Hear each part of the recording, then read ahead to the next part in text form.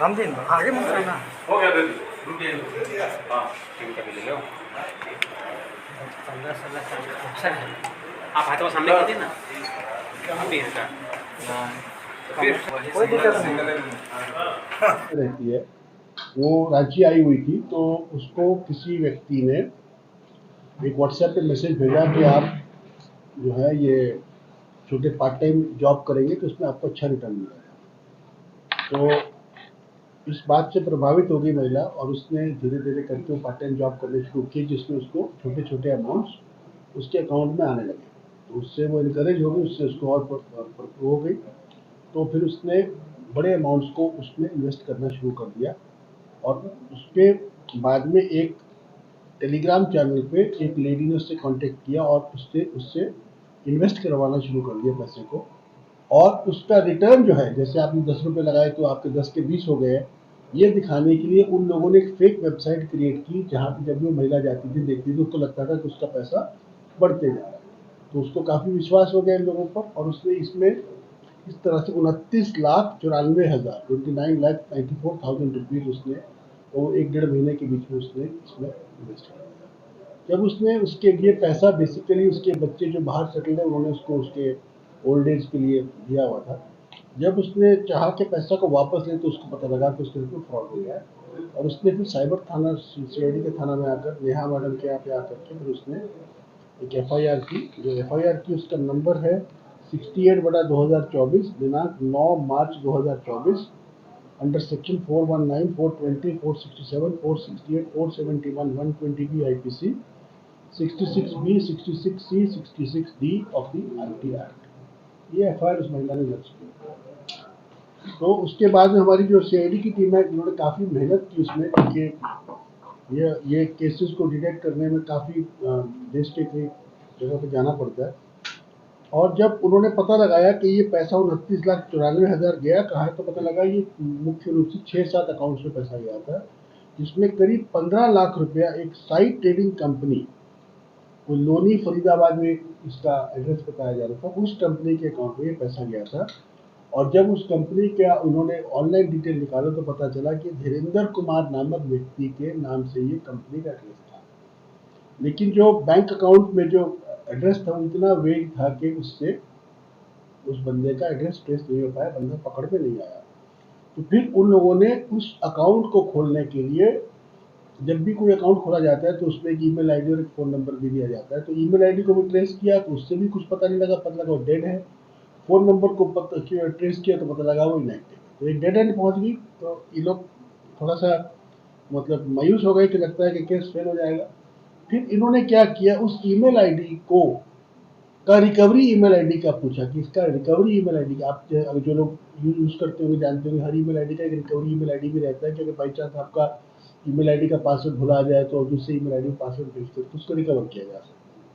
जब recover email ID मिला तो एक मिला ravi.vision@gmail.com बोल करके एक रिकवरी ईमेल आईडी मिला। जब इस जीमेल आईडी को इन लोगों ने गूगल से उसका डिटेल मांगा तो उसमें उनको कुछ मोबाइल नंबर्स मिले। तो जब उन नंबर्स को इन्होंने उसके कॉल डिटेल्स को निकाला तो उसमें वो नंबर मिला जिससे कि अकाउंट खोला गया था साइट ट्रेडिंग का। वो नंबर भी उसके चैट्स में, उसके सीडीआर में मिला। इससे पुलिस को कंफर्म हो गया कि ये ravi.vision नामक ईमेल आईडी जो है ये कहीं ना कहीं इस पूरे घोटाला से लिंक है। तो फिर उसके बाद में इन्होंने ravi.vision का जो ईमेल आईडी से जो फ़ोन नंबर निकाला, उसका जब एड्रेस निकाला तो एक रवि द्विवेदी नाम के व्यक्ति के नाम से निर्गत है। ये रवि द्विवेदी मूलतः गढ़वा का रहने वाला है, परंतु अभी हाल में ये दिल्ली में बस गया है। इसका एड्रेस हमारे पास में है, दिया हुआ है। इसका दिल्ली का एड्रेस है पर मूलतः गढ़वा का रहने वाला है। तो उसका एड्रेस आपको जो मैंने नोट दिया उसमें एड्रेस आप देख सकते हैं। तो फिर इसके बाद में हम लोगों ने यहाँ से टीम भेजी दिल्ली। अभी तक जो इन्वेस्टिगेशन हो रही थी ये बेसिकली थ्रू ईमेल हो रही थी। जब पता लगा कि यह बंदा कंफर्म हो गया फिर उसका लोकेशन निकाला गया, तो लोकेशन के आधार पर इसको आदमी को अरेस्ट किया गया। तो जब इसको अरेस्ट किया गया और उसको रांची लाया गया, अभी ये हमारी कस्टडी में, कल इसको हम लोग फॉरवर्ड करेंगे। तो इससे हमारे को एक ऐसी जानकारियाँ मिली है जो आज तक हमें नहीं मिली थी, इसीलिए मैंने प्रेस कॉन्फ्रेंस की है। अभी तक हम लोग जिन लोगों को पकड़ रहे थे वो म्यूल अकाउंट होल्डर्स थे। म्यूल अकाउंट का मतलब है, म्यूल का मतलब है गधा। तो म्यूल अकाउंट का मतलब गधे का अकाउंट, मतलब किसी आदमी को बोला कि तुमको 10 रुपया देंगे, तुम अपने नाम पे अकाउंट खोल दो, हो गया म्यूल अकाउंट। तो अभी तक जितने लोग पकड़े जा रहे थे वो देवर म्यूल अकाउंट होल्डर्स। तो जो चाइनीज इन्वेस्टमेंट फ्रॉड है, अभी आपने अखबार में पढ़ा भी होगा कि साउथ इंडिया से हजारों लोगों को वियतनाम वगैरह में ले जा करके वहाँ पे उनसे एक तरह से साइबर कुली के रूप में इस्तेमाल किया जा रहा है, उनसे फ्रॉड करवाया जा रहा है। तो ये जो व्यक्ति जो आज तक हम लोग पकड़ रहे थे, ये मोस्टली वो साइबर कुली थे। परंतु ये जो व्यक्ति रवि पकड़ा गया है, ये साइबर कुली और चाइनीज कंपनी के बीच में एक इम्पोर्टेंट लिंक का काम करता था। इसका मतलब ये हुआ कि जिस अकाउंट में पैसा जाता था उन अकाउंट से आगे चाइनीज कंपनियों के अकाउंट में पैसे डालने का काम इसका था, और इसके एवज में इसको एक कमीशन प्राप्त होता था। तो इसने बहुत सारे इंपॉर्टेंट लीड्स हमारे को दिए हैं। अभी हम इसको डिस्क्लोज नहीं कर रहे हैं, परंतु हमारी डीएसपी और हमारी जो इंस्पेक्टर साहब हैं, बाकी जो लोग हैं उस पर वर्क कर रहे हैं, और निकट भविष्य में हम जो चाइनीज कंपनी के और एक कदम पास तक जरूर पहुंचेंगे, क्योंकि हमें कुछ बड़ी इंटरेस्टिंग इंपॉर्टेंट लीड्स मिली है जिसके थ्रू हमें पता लगेगा कि अल्टीमेटली वो आदमी कौन है जो कि चाइनीज कंपनी तक पैसे को पहुंचाती है। ये पूरा एक पिरामिड है। आप इसको ऐसे समझिए कि पिरामिड के, जैसे पिरामिड के टॉप पे एक चाइनीज बैठा है, चाइनीज कंपनी का, उसके नीचे में 2 इंडियन एजेंट बैठे हैं, उन 2 एजेंट के नीचे में 4 सब एजेंट बैठे हैं, उन 4 सब एजेंट के नीचे में 10-20 म्यूल अकाउंट वाले बैठे हैं। ये एक पूरा पिरामिड है।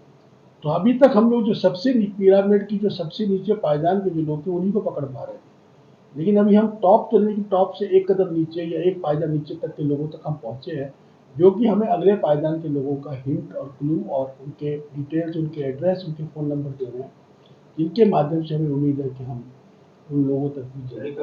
आपका लूप होल है, उसको समझने की जरूरत है। आप जब कंपनी बनाते हैं तो कंपनीज एक्ट में आपको कंपनी को रजिस्टर करना पड़ता है। जब आप प्रोप्राइटरशिप फॉर्म बनाते हैं तो आपको कंपनीज एक्ट में रजिस्ट्रेशन करने की आवश्यकता नहीं है। आप सिंपली एक आप उसमें जो उनकी उदय रजिस्ट्रेशन एक का, अगर आप जानते होंगे, जो एमसीए में ये माइक्रोसॉफ्ट कंपनी एमएसएमई के लिए जो एक पोर्टल बना हुआ भारत सरकार के द्वारा, वो पोर्टल बनाया गया है गरीब आदमी, छोटे व्यवसायी की सुविधा के लिए, और ये बदमाश, ये रास्कल उसका मिसयूज करते हैं अपने, तो वो बना देते हैं लोग कंपनी। जैसे अभी हम लोगों ने जमशेदपुर में भी एक आदमी को पकड़ा था, वो भी साइट रीडिंग ही था, वो सर एसआरएसएस। तो उसमें भी एक बोर्ड लगा करके वहाँ पे बैंक वाले को बोला कि भाई हमारी एक प्रोप्राइटरशिप फॉर्म है, तो बैंक का कोई आदमी वहाँ पे गया, वो मिला हुआ है कि नहीं मिला है, आई डोंट नो, और इस तरह से खोया, और उसमें भी एक दिन में 32,000 ट्रांजेक्शन थी उसे करना, मेरे को याद है, और हमने ये 32,000 ट्रांजेक्शन इन वन डे। तो हम अब देखिए, अब वो समय आ गया, हम लोग बार बार इसके बारे में बैंक के अधिकारियों को भी हम लोग अनुरोध कर रहे हैं कि आप लोग थोड़ा सा और सजग हो जाए। ऐसे अकाउंट जिसमें 32,000 ट्रांजेक्शन या एक दिन में, और उस व्यक्ति का टर्नओवर, जो जब आप करंट अकाउंट खोलते हैं, करंट अकाउंट है सारे, क्योंकि सेविंग अकाउंट नहीं है, सेविंग, बिकॉज सेविंग अकाउंट के लिए जो उसको बोलते हैं कि ऑटोमेटिक ट्रांजेक्शन ही हो सकती है, जो उसको क्या बोलते हैं, एपीआई ट्रांजेक्शन जो होता है ना, जो एप्लीकेशन प्रोग्राम इंटरफेस ट्रांजेक्शन है, मतलब जो कंप्यूटर बेस्ड। जैसे 32,000 ट्रांजेक्शन एक इंसान एक दिन में एक अकाउंट में नहीं कर सकता, क्योंकि एक मिनट में 60 सेकंड होते हैं और एक घंटे में 3,600 सेकंड होते हैं, तो 36,000 ट्रांजेक्शन करने 10 घंटे चाहिए अगर हर सेकंड आप दबाते हैं, तो ये इंसान के लिए पॉसिबल नहीं है, ये कंप्यूटर कर रहा है। तो कंप्यूटर को करने के लिए सेविंग अकाउंट अलाउड नहीं करता है, उसके लिए आपको करंट अकाउंट चाहिए, और करंट अकाउंट खोलने के लिए आपको या तो कंपनी चाहिए या आपको प्रोप्राइटरशिप फॉर्म चाहिए। इसीलिए ये सारे के सारे लोग इस सारे ट्रांजेक्शन को प्रोप्राइटरशिप फॉर्म के माध्यम से करते हैं, और हमने ये बिल्कुल एकदम दृढ़ निश्चय किया हुआ है कि हमने कोई भी हमारे यहाँ पे फ्रॉड होगा, उसका आदमी केरला में रहे, कश्मीर में रहे, हम उसका हर अकाउंट आदमी का ट्रेस करेंगे, हर मोबाइल नंबर को ट्रेस करेंगे, हर आईपी एड्रेस को ट्रेस करेंगे, हर ऐसे इंसान को पकड़ेंगे। और इसी का नतीजा है कि हम लोग केरला से, चेन्नई से, बेंगलोर से, दिल्ली से, यूपी से, कलकत्ता से हम लोग पकड़ते हैं और सबको हम लोग ला करके बंद कर रहे हैं। और बल्कि हमारे बंद किए हुए व्यक्तियों को अभी जैसे हमने पीछे पकड़ा था, हमने नेहा उसको, कलकत्ता वाले को, उसको शायद उत्तराखंड पुलिस ले गई है। इसी प्रकार से हमने 2 आदमी और पकड़े थे, उसको तेलंगाना, जमशेदपुर वाले को तेलंगाना से, जमशेदपुर वाले को तेलंगाना पुलिस ले गई। इसलिए हम लोग पकड़ रहे हैं और पुलिस के फोर्सेज सबको यहाँ से ले जा रहे हैं, उनका भारत भ्रमण हो रहा है। तो एक तरह से अच्छा हो रहा है। और कुछ सवाल हो तो पूछ सकते हैं, बाकी